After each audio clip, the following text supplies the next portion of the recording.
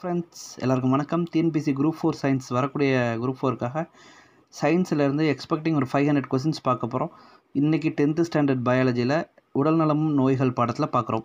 POCSO சட்டம் அறிமுகப்படுத்தப்பட்ட ஆண்டு 2012, குழந்தைகள் உரிமைகள் சட்டம் 2005, மருந்துகளின் தவறான பயன்பாடு மற்றும் சட்டவிரோத கடத்தல் மீதான சர்வதேச நாள் ஜூன் 26, போதையூட்டும் மருந்து மற்றும் மனோவியல் மருந்து சட்டம் 1985, புகையிலை எதிர்ப்பு சட்டம் மே 1, 2004, உலக புகையிலை எதிர்ப்பு தினம் மே 31.